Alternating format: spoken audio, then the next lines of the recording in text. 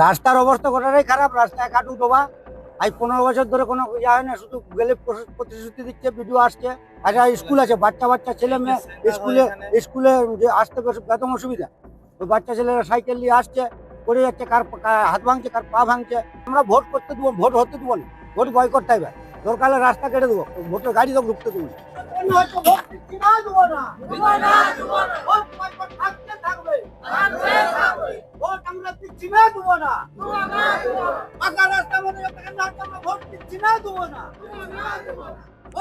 গ্রামের বেহাল রাস্তা পাকা না হলে সরাসরি ভোট বয়কটের ডাক।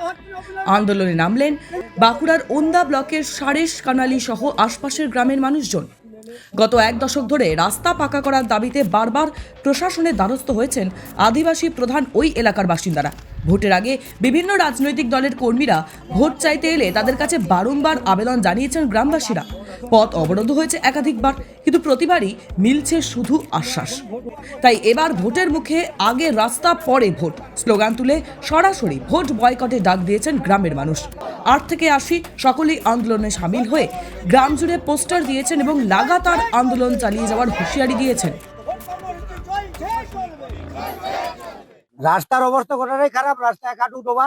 আজ 15 বছর ধরে কোনো ইয়া হয় না, শুধু গেলে প্রতিশ্রুতি দিচ্ছে, ভিডিও আসছে, ভিডিও সাহেব আসছে, ডিএম আসছে। আমরা রাস্তা অবরোধ করেছিলাম ছাগুলায়, হ্যাঁ, দিয়ে এসে প্রতিশ্রুতি দিয়ে গেছিলো যে 2 মাসের মধ্যে করে দেবো, কিছুই করেনি। যে রাস্তাতে চলাচল করা যাচ্ছে না, ওটা আমরা নিজেরা গর্তগুলো ভিটিয়ে যাচ্ছি। আমরা যেত, সামনে কলেজ আছে, আচ্ছা স্কুল আছে, বাচ্চা বাচ্চা ছেলে মেয়ে স্কুলে স্কুলে যে আসতে বেতন অসুবিধা। ওই বাচ্চা ছেলেরা সাইকেল নিয়ে আসছে, পড়ে যাচ্ছে, হাত ভাঙছে, কার পা ভাঙছে। অসুস্থ হলে তো কোনো গাড়ি তো আসতেই যাচ্ছে না, কোনো গাড়ি আসতে চায় না। গাড়ি কেন, গাড়ি কি করে আসবে? গাড়ি ড্রাইভার বলছে কি আমি যাবো কি করে, আমার গাড়িটাই অসুস্থ হয়ে যাবে, ভেঙে যাবে। প্রশাসন জানানো হয়েছে, সবাইকে জানানো হয়েছে, বললাম তো ডিএম এই ভিডিও সবাইকে জানানো হয়েছে। আজকে আমরা কি হচ্ছে, আমরা ভোট করতে দেবো, ভোট হতে দেবো না, ভোট বয়কট হবে। দরকার হলে রাস্তা কেটে দেবো, ভোটের গাড়ি তো ঢুকতে দেবো না। কারণ হচ্ছে আমাদের পাকা রাস্তা দীর্ঘ 8 বছর ধরে আবেদনপত্র জমার পরও কোনো কর্তৃপক্ষ কোনোভাবে আমাদের সহযোগিতা করে নাই। রাস্তা এখন পর্যন্ত এলাউটি হয় নাই। কতটা রাস্তা? আনুমানিক 6.5 কিলোমিটার হবে। কি অবস্থা রাস্তা? বেহাল অবস্থায় আছে, পড়ে আছে, মানে এই কিছুটা মানে সমস্যার কথা স্বীকার করে গ্রামবাসীদের আন্দোলনকে সমর্থন জানিয়েছেন সারেশ কানালি গ্রামের তৃণমূল পঞ্চায়েত সদস্য। এখন প্রশ্ন, আদৌ কি এবার প্রশাসনের ঘুম ভাঙবে? সেটা আমার কাছে সেটা উত্তর জানা নেই, তবে কেন হয়নি সেটাও আমি কোনো প্রমাণ পাইনি। তবে চেষ্টা করছি আমিও এবং আমার বিভিন্ন অফিসের সঙ্গে যোগাযোগ করা এবং বিভিন্ন আমাদের যারা হায়ার অথরিটি আছে তাদের সঙ্গে যোগাযোগ করে আমি এই প্রশ্নের উত্তর আমি খুঁজেছি, কিন্তু পাইনি। কিন্তু বাস্তবিকভাবে যাতে গ্রাম বাংলার মানুষ যাতে উপেক্ষিত না হয়, হ্যাঁ, সেটার জন্য আমি চাইছি, আমি সবসময় সমর্থন করি। এই যে ভোট বয়কটের ডাক দিয়েছেন গ্রামবাসী, একটা প্রত্যাশা হয় তাদের, মানে এটা হয়তো ভোট যদি বয়কট না হয় তো বাস্তবে হয়তো রাস্তাটা নাও হতে পারে, এরও একটা সম্ভাবনা আর কি জনসাধারণ মনে আক্ষেপ আছে। তাই আমিও চাইছি যে রাস্তাটা হোক। আপনি কি এই ভোট বয়কট সমর্থন করেন? আর জনগণের স্বার্থে জনগণের স্বার্থে আর সাপোর্ট করি। কি সাপোর্ট করেন?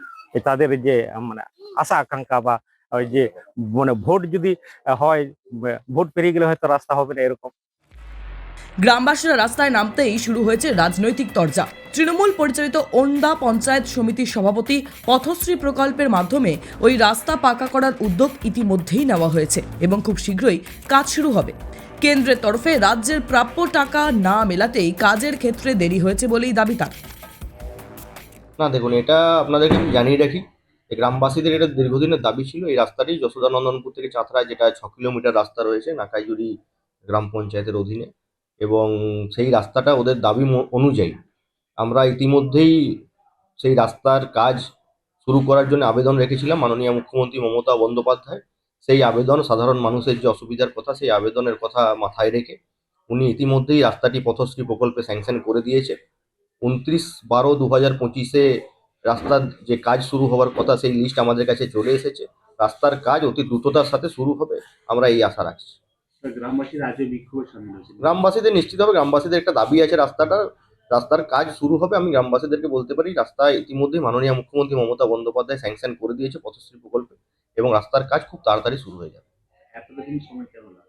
না দেখুন, সময় লাগার ব্যাপার নয়, সরকারি প্রকল্প সব কাজই মাননীয় মুখ্যমন্ত্রী মমতা বন্দ্যোপাধ্যায় করছেন এবং এত প্রকল্প চলার পরে আপনারা দেখেছেন কেন্দ্রীয় সরকার সমস্ত টাকা বন্ধ করে দিয়েছে এবং তারপরেও যা কাজ 2011 সালের পর থেকে মাননীয় মুখ্যমন্ত্রী মমতা বন্দ্যোপাধ্যায় বলেছিলেন সেই সমস্ত কাজ আজও কেন্দ্রীয় বঞ্চনা, কেন্দ্রীয় যেভাবে রাজনৈতিক প্রতিহিংসার কারণে কেন্দ্র এবং বিজেপির সরকার যেভাবে পশ্চিমবাংলার মানুষকে হেনস্থা করার চেষ্টা করছে, অর্থনৈতিকভাবে ভাতে মারার চেষ্টা করছে, তারপরে মাননীয় মুখ্যমন্ত্রী লড়াই করছেন এবং এত প্রকল্পের কাজ, সেটা আমাদের পাড়া আমাদের সমাধান থেকে শুরু করে পথশ্রী সমস্ত প্রকল্পের কাজ ইতিমধ্যেই মানুষের জন্য শুরু হয়েছে এবং যে রাস্তার কথা আজকে আপনারা বলছেন মানুষের দাবি মেনে মাননীয় মুখ্যমন্ত্রী মমতা বন্দ্যোপাধ্যায় পথশ্রী প্রকল্পে রাস্তার কাজ স্যাংশন করে দিয়েছেন এবং খুব তাড়াতাড়ি রাস্তাটি কাজ শুরু।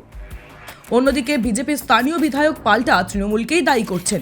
তার অভিযোগ, কাটমানি পাওয়া যায় এমন কাজই তৃণমূল পরিচালিত পঞ্চায়েত সমিতি করে থাকে এবং আদিবাসী গরিব মানুষের প্রতি তাদের কোনো দরদই নেই। প্রকল্পে অর্থ বরাদ্দ থাকলে এখন কাজ শুরু হয়নি কেন, সেই প্রশ্নও তুলেছেন তিনি। তার দাবি, অর্থ বরাদ্দের নামে আবারও ভাঁওতা দেওয়া হচ্ছে। কানালি এখন নয়, আজকে দীর্ঘদিন ধরে তাদের রাস্তাঘাটের আবেদন জানিয়ে আসছে পঞ্চায়েত সমিতি, জেলা পরিষদ, এখানে সবই তো তৃণমূলের তত্ত্বাবধানে চলছে গোটায়। কিন্তু ওই সকল জায়গার দিকে দেখে কোনো লাভ নেই, কারণ ওখানে তৃণমূলের নেতাদের রোজগার হবে না। আর এই যে মমতা ব্যানার্জির ঢপের শ্রী বেরিয়েছে না, রূপশ্রী, স্বাস্থ্যশ্রী, যত ধরনের শ্রী, ওই রাস্তায় কোনো শ্রী প্রকল্প হবে নাই, কারণ ভোট আসছে, যেখানে রোজগার আছে সেখানে রাস্তাঘাট হবে। তো কী হচ্ছে এলাকা মানুষই বলতে পারবে, কারণ তারা বঞ্চিত মানুষ। আজ আদিবাসী সমাজের, অথচ আদিবাসীদের জন্য মমতা ব্যানার্জি কান্নায় গলা ভেসে যায়, অথচ আদিবাসীদের সেই রাস্তা যে দীর্ঘদিন মানুষ যাতায়াত করতে পারবে না, কোনো রুগী হলে রাস্তায় যেতে যেতে সেই রুগী মারা পড়বে, তা সত্ত্বেও সেই দিকে তাদের কোনো ধ্যান জ্ঞান নেই।